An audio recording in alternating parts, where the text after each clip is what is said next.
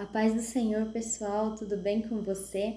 Esse vídeo aqui é a parte 2 do estudo dessa semana, Julgamentos e Promessas. Então, se você não viu a primeira parte deste estudo, que é esse daqui, entra lá no meu canal, assiste a primeira parte e depois você volta aqui para essa parte 2 que nós vamos estar refletindo juntos.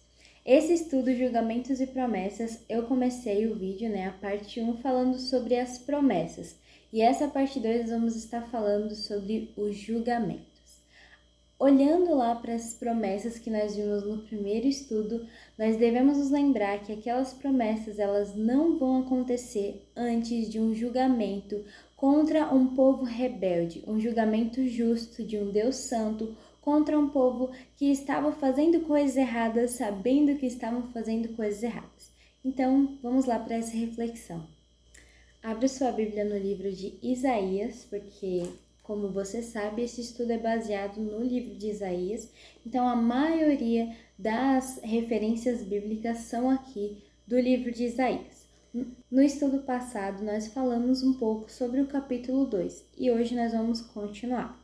Só que agora a partir do verso 6. Então, abre aí sua Bíblia em Isaías, capítulo 2, versículo 6. Eu vou ler até a parte A do 9º versículo. Certamente abandonaste o teu povo, os descendentes de Jacó, porque eles se encheram de superstições dos povos do leste, praticam adivinhações como os filisteus e fazem acordos com os pagãos. Sua terra está cheia de prata e ouro, seus tesouros são incontáveis, sua terra está cheia de cavalos, seus carros não têm fim. Sua terra está cheia de ídolos. Eles se inclinam diante da obra das suas mãos, diante do que os seus dedos fizeram. Então, essa parte aqui do versículo 8 me chama muita atenção, que é porque muitas vezes nós enchemos, Aqui está falando sobre aquele povo, sua terra está cheia de ídolos, mas nós também enchemos a nossa mente, enchemos a nossa vida de ídolos, coisas que foram feitas por mãos de homens. Nós ficamos almejando, sonhando, buscando coisas que foram feitas por mãos de homens. E agora o verso 9. Por isso a humanidade será abatida e o homem será humilhado. Eu vou ler só essa parte A do 9º capítulo. Então, assim, nesses primeiros versículos, dos 6, 7 e 8, a gente vê as coisas que vão acontecer. E esse 9, ele nos traz uma clareza. Por isso a humanidade será abatida. Então, por conta desses pecados, por conta desses erros, este povo será abatido. Então, é algo que nós devemos prestar atenção. E quais eram os erros desse povo? Esse povo estava imitando as nações vizinhas, Como, por exemplo, aqui. Eles se encheram de superstições dos povos do leste. Então, eles eram supersticiosos, Eles ficavam crendo nessas coisas porque as outras nações criam. Então, eles, ao invés deles influenciarem os outros para virem para a verdade, eles estavam sendo influenciados para ir para a mentira. Praticam adivinhações como os filisteus. Então, aqui nesses primeiros versículos a gente vê que eles estavam imitando o pecado das nações vizinhas. E isso é algo que eu e você devemos ficar atentos. Será que ao invés de eu estar influenciando no lugar onde eu estou sendo influenciada? Eu sei que fofocar é pecado, mas enquanto eu estou ali naquele meio, eu acabo fofocando. Então eu estou sendo corrompida ao invés de eu influenciar as pessoas para coisas boas, eu estou sendo influenciada com coisas erradas. Ainda no capítulo 2, eu vou ler mais 2 versículos, que é o versículo 11 e o versículo 12. Os olhos do arrogante serão humilhados, e o orgulho dos homens será abatido. Somente o Senhor será exaltado naquele dia. O Senhor dos Exércitos tem um dia reservado para todos os orgulhosos e altivos, para tudo que é exaltado, para que eles sejam humilhados. Então, repare aqui que o Senhor está falando de mais uma coisa, o orgulho, Um povo com um coração orgulhoso que confia em si mesmo e não no Senhor. Aqui fala que os arrogantes serão humilhados. Então, todas as vezes em que aqui está falando, arrogantes, eles serão humilhados, eles serão destruídos e o orgulho dos homens será abatido. Somente o Senhor será exaltado naquele dia. E muitas vezes nós ficamos ali nessa vontade de nos levantar, nessa vontade de nos colocar a nós mesmos como um pedestal. Não, eu preciso disso para mim, porque eu mereço isso. Nós ficamos ali sempre querendo colocar nós mesmos num pedestal. Mas essa arrogância, esse orgulho, ele será humilhado, ele será abatido e somente o Senhor será exaltado. E no versículo 12 fala que esse dia é um dia reservado. Então há um dia certo para tudo isso ter fim. Há um dia reservado pelo Senhor dos Exércitos para que isso acabe. Aqui na lição, a partir da página 16, está falando um pouco sobre mais 2 capítulos de Isaías que nós vamos estar refletindo. Aqui diz: o capítulo 3 centraliza os julgamentos, especialmente sobre os líderes da nação. Então, quando nós formos aqui ler as referências bíblicas de Isaías 3, nós devemos nos lembrar disso, que está falando, centralizando os julgamentos, especialmente para os líderes religiosos. Então, para aqueles líderes, estava sendo destinado a parte desse capítulo 3. E o próximo. No capítulo 5 de Isaías, esse julgamento sobre Judá e Jerusalém é retratado de modo visual. Então, no capítulo 5, é nos mostrado um exemplo para que nós possamos pensar exatamente como estava acontecendo. Então, vamos lá ler Isaías 3. Eu vou ler aqui a partir do verso 9.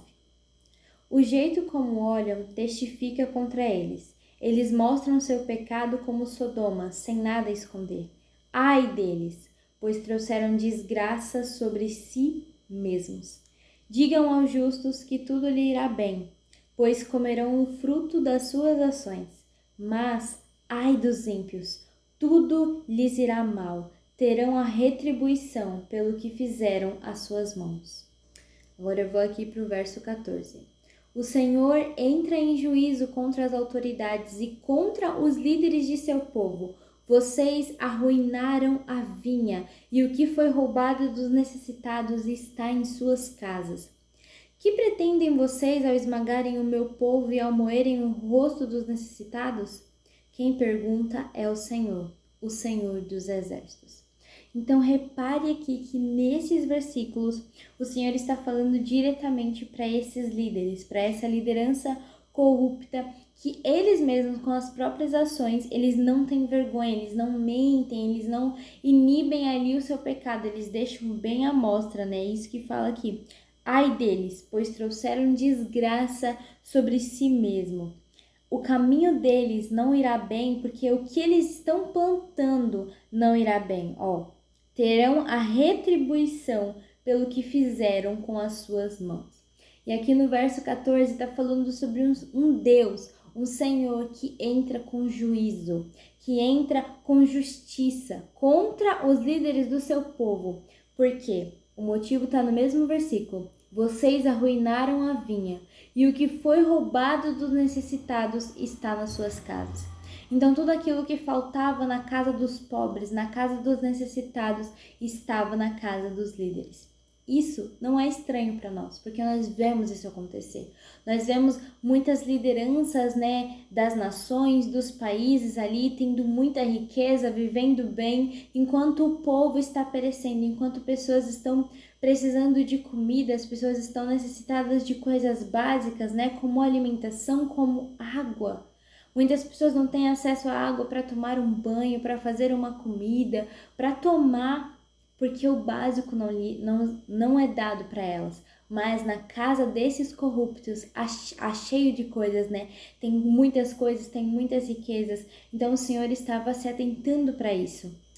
E agora vamos aqui para o capítulo 5, que é um exemplo para nós, bem desenhado, para que nós possamos imaginar. Vou ler o capítulo 5, versículo 1. Cantarei para o meu amigo o seu cântico a respeito de sua vinha. Meu amigo tinha uma vinha na encosta de uma fértil colina. Ele cavou a terra, tirou as pedras e plantou as melhores videiras. Construiu uma torre de sentinela e também fez um tanque de prensar uvas. Ele esperava que desse uvas boas, mas só deu uvas azedas. Agora, habitantes de Jerusalém e homens de Judá, julguem entre mim e minha vinha. Que mais poderia ser fazer por ela que eu não tenha feito? Então, por que só produziu uvas azedas quando eu esperava uvas boas? Parando um pouquinho nesse versículo 4, eu te pergunto, quem é esse amigo? Quem é esse amigo de Isaías que tem uma vinha que estava plantando e que ele fez tudo para que aquela vinha fosse doce, para que aquela vinha fosse boa? Mas mesmo assim, mesmo com todo o investimento, todo o cuidado, todo o carinho que esse amigo colocou na vinha, ainda assim ela deu frutos azedos. Reflita aí, coloque nos comentários quem você acha que é esse amigo, só lendo esses primeiros versículos. Agora vamos ler o versículo 5. Pois eu digo a vocês o que vou fazer com minha vinha.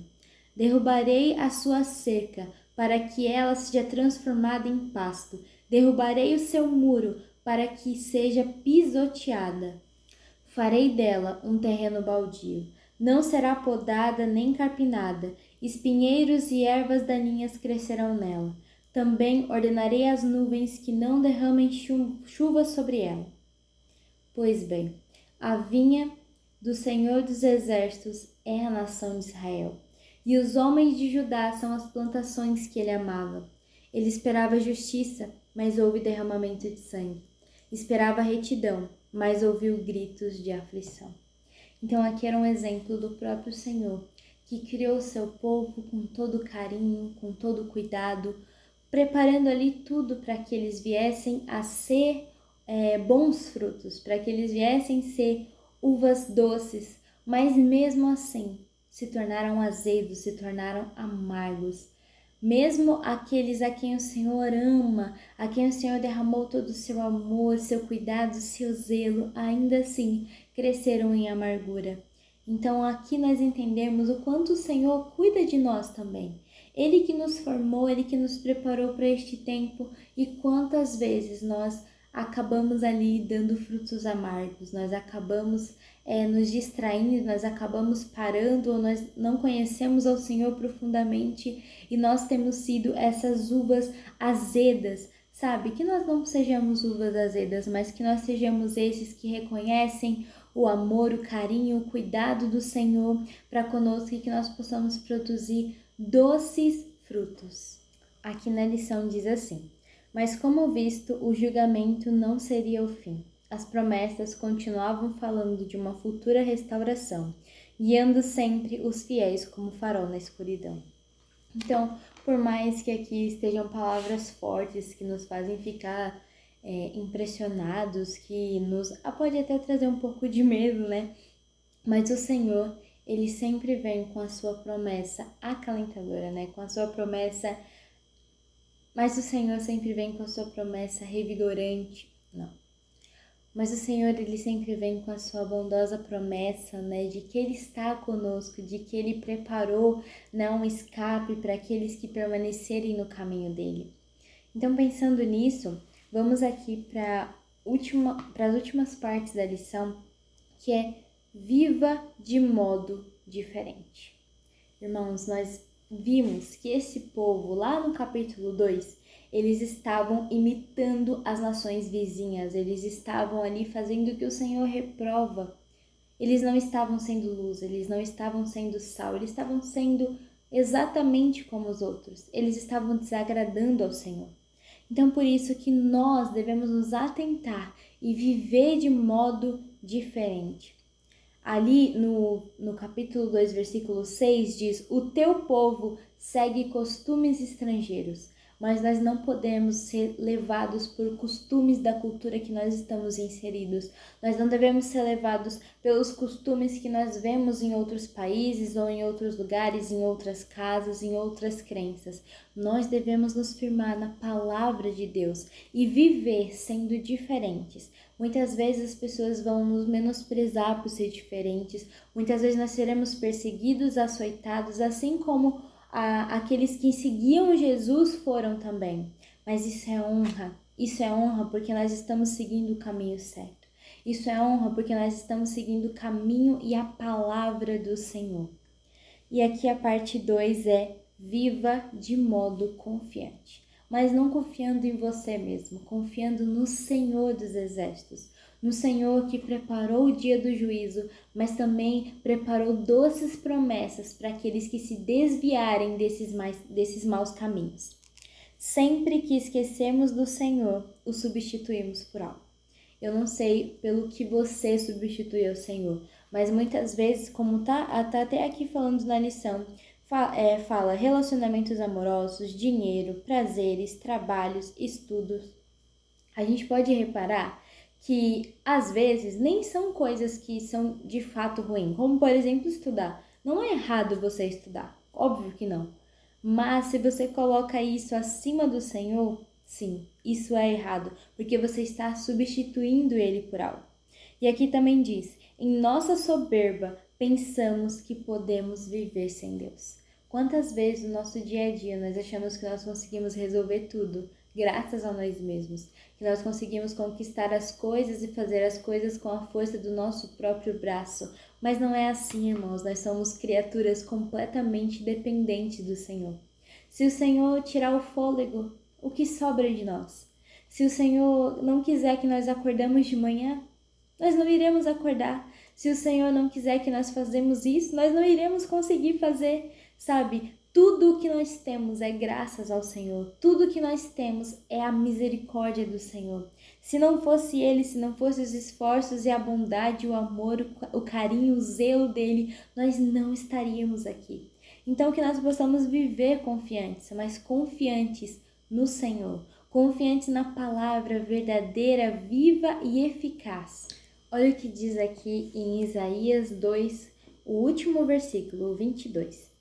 Parem de confiar no homem, cuja vida não passa de um sopro em suas narinas. Que valor ele tem? Irmãos, eu sei que muitas vezes nós ficamos ouvindo quão valiosos nós somos, o quão importantes nós somos, mas na verdade, lá no fundo, nós não passamos de pó. Nós não passamos de uma vida que passa como um sopro.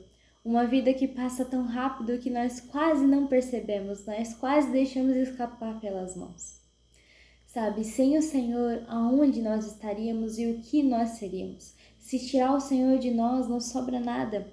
Então, que nós possamos viver nessa dependência do Senhor, porque viver dependendo do Senhor é a nossa melhor escolha. Como nós já vimos o desafio, da semana no primeiro estudo, eu não vou estar repetindo ele aqui para não ficar redundante, mas que nós possamos pegar esses 2 últimos tópicos como desafios. Seja diferente e confie no Senhor. Seja diferente e confie no Senhor. Vamos fazer a nossa oração. Senhor, Tu és santo, Tu és bom, Tu és gracioso, Senhor. Aqui hoje o Senhor nos ensinou por mais uma vez da Tua bondade e a Tua misericórdia, Pai. Porque a Tua bondade e a Tua misericórdia, elas andam, Pai, juntas com a Tua justiça. Quando leio a Tua palavra, Pai, eu percebo o quão justo e o quão fiel o Senhor é para um povo, Pai, que muitas vezes não é fiel. Pai, o Senhor ali fez grandes promessas para nós. O Senhor fez grandes promessas que alcançam, Pai, gerações que há muitos anos vieram existir. Que depois de muitos anos vieram a estar aqui refletindo e lendo. E as Tuas promessas, Pai, elas vão alcançar as futuras gerações também. As Tuas promessas vão chegar até o fim, até onde o Senhor permitir, Deus. Mas que nós, Pai, sejamos pessoas que sejamos diferentes, que nós sejamos sal e luz dessa terra, Pai, que nós possamos refletir a Tua face, que nós possamos refletir a Tua palavra, Deus, que nós possamos carregar em nossos lábios, em nosso coração, Pai, a Tua verdade, Senhor Jesus, que nós possamos, Pai, caminhar confiando no Senhor, confiando que o Senhor está nos guiando, confiando que o Senhor está ali cuidando de nós, nos avisando dos perigos, nos desviando do caminho mau. Que eu, Pai, e esta pessoa que está ouvindo sejamos cheios do Teu Espírito Santo, que dá sabedoria, que dá conhecimento, que dá entendimento, que dá ousadia, Senhor Jesus. Que nós possamos ser ousados para estudar mais a Tua Palavra, que nós possamos ser ousados, Pai, para buscar por mais de Ti, e que nós sejamos ousados, Pai, para falar do Teu amor e da Tua Palavra, hoje e para todos sempre, Senhor. Amém. E que o meu coração e o seu permaneçam em chamas até a volta de Cristo. Amém.